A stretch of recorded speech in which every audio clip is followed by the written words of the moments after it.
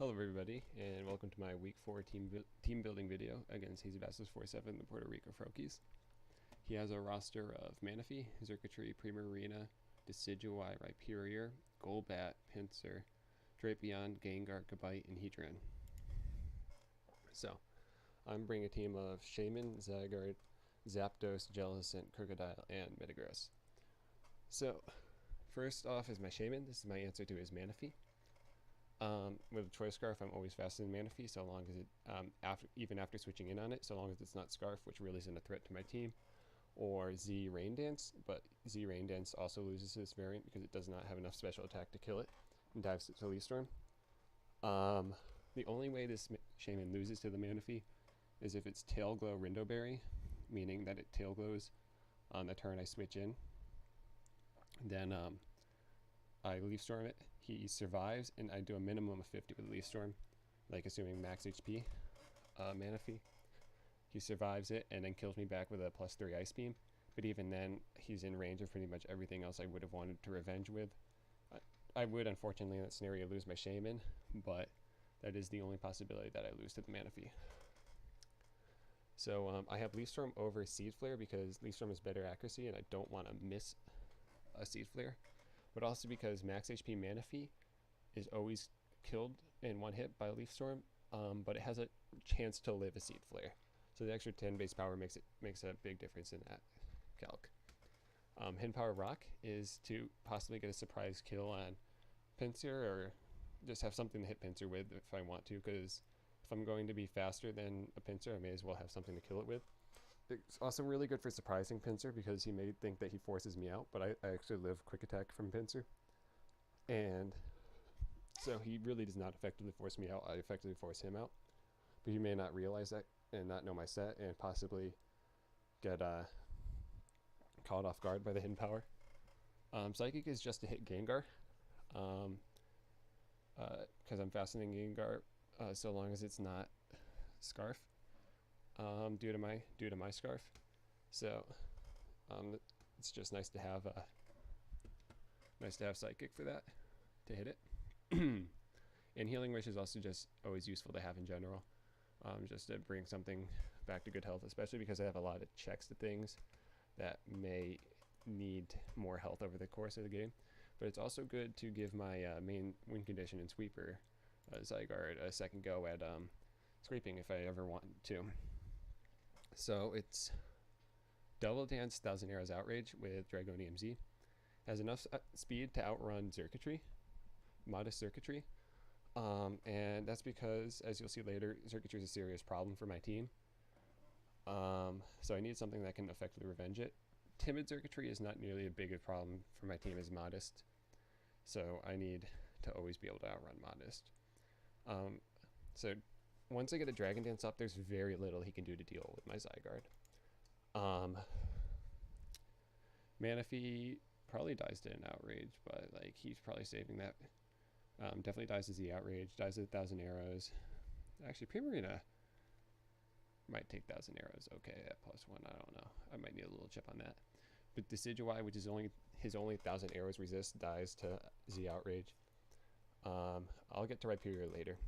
Golbat gets to it killed by 1,000 arrows because it becomes weak to it after a single hit.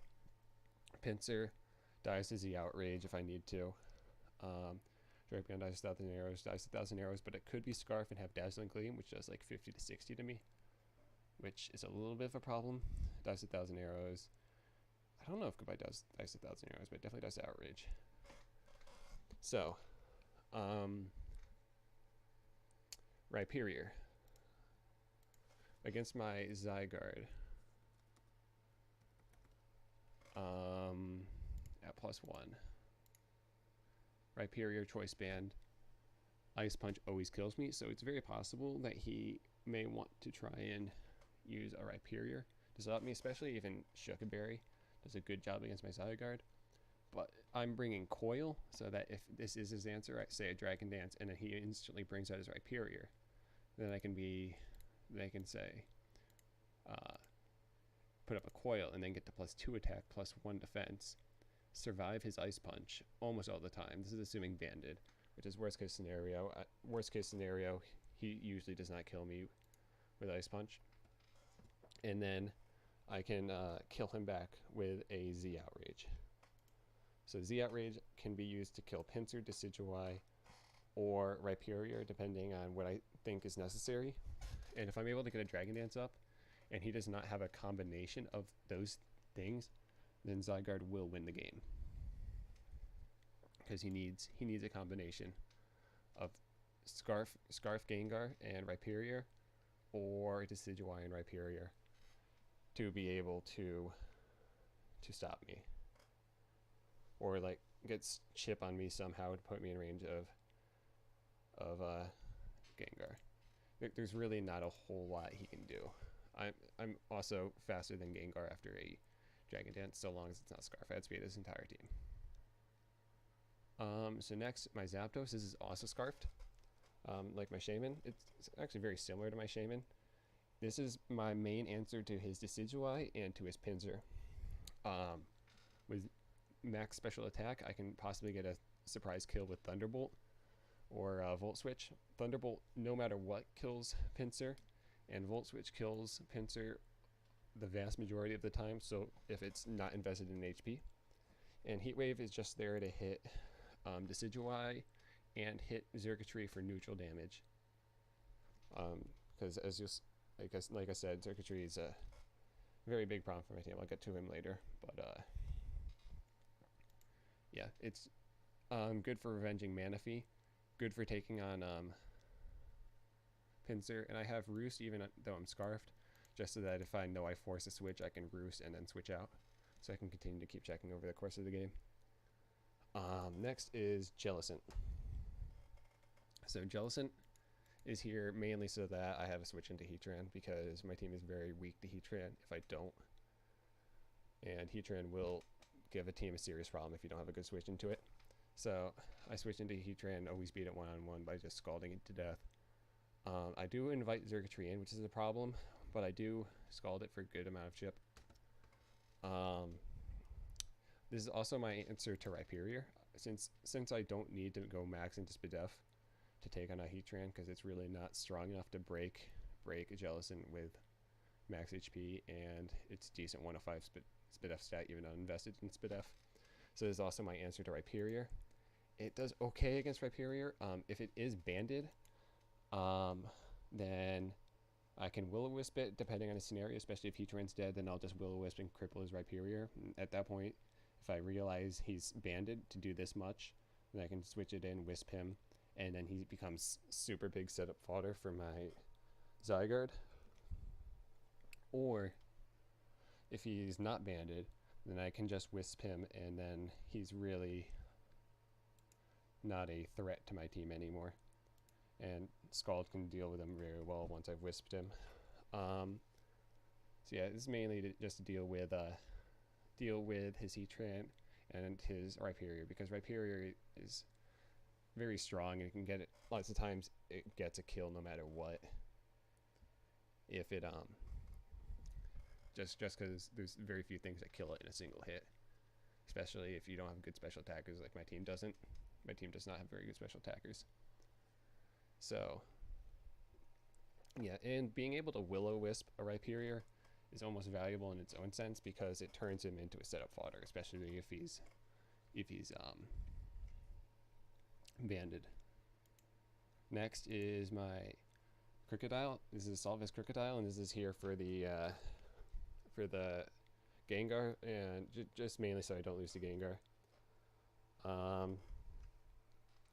Gengar is a really scary Pokemon. I don't have a Ghost Resist if I don't bring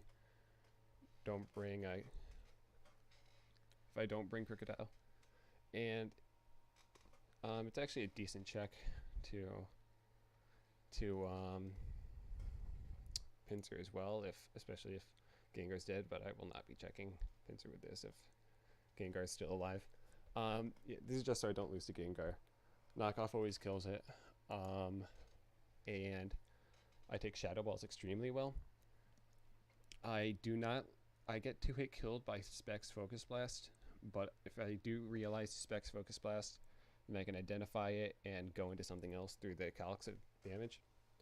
And Dazzle, specs Dazzle, and does not 2-hit kill Crocodile with this much special defense investment.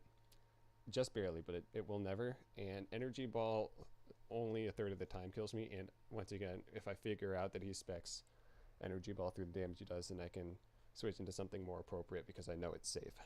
But if he's not specs, then he really lacks the power to really break my Crocodile effectively. He would need multiple switch-ins and probably predictions as well. Pursue is if I know he's going to switch out, but I'll probably click knockoff most of the time because if I get that 50-50 wrong, then actually it depends on the scenario. Because if I realize he's like scarfed or something and it's scarfed into Shadow Ball, then of course I'll probably clear Pursue, things like that. Yeah, it's just good to have in case I need it. Unfortunately, with this set, I'm not faster than Xurkitree always. I'm faster than Xurkitree with no speed, which is definitely a very realistic possibility.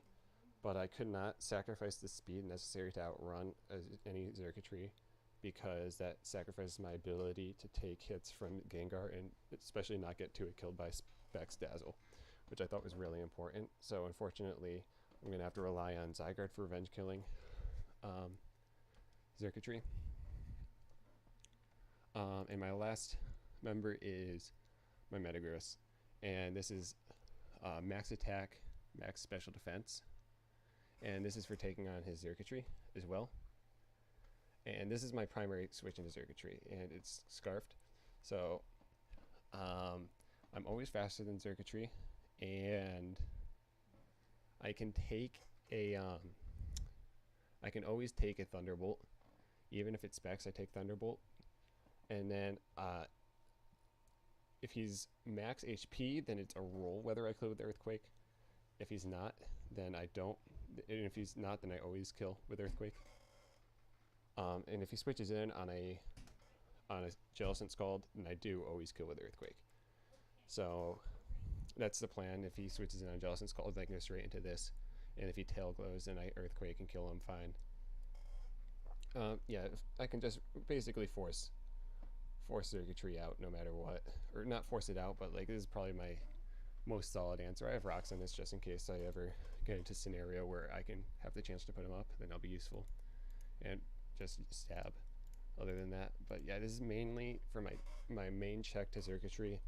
And I say check very loosely. If he Tail Glows, which like I really don't have anything that deals well with Xurkitree. Like Zygarde gets smacked by Dazzle. Especially if he decides to over-predict on what I'm bringing in, then Metagross does really well. But Crook gets smacked by Dazzle and Energy Ball. And I could make either one of them faster, but if he ever makes the correct prediction, then Xurkitree will get a kill, which is not good. But if he ever over-predicts, then Metagross is always going to be fine. And if he doesn't get the prediction right, if he does just Thunderbolt, then I'm still in a decent scenario because I always live that Thunderbolt and I can always Earthquake back. So yeah, I'm going with triple Scarf this week. I have a lot of revenge killing because his team's not very fast. So by having such fat members, like things that are decently fast but fat with Scarfs on, I can be really fat but at the same time faster than his entire team. Zygarde has a really good matchup. And then these two are more of just glue to check the rest of the things and hold up whatever. Yeah, just a lot of fat, but at the same time fast, offensive mons. So yeah, biggest threats this game, really just Xurkitree. If he uses a Xurkitree and then breaks my Metagross, then Xurkitree can start to really be a problem, but I feel like I have really solid answers to everything that's not a Xurkitree. So hopefully I'm able to get the win.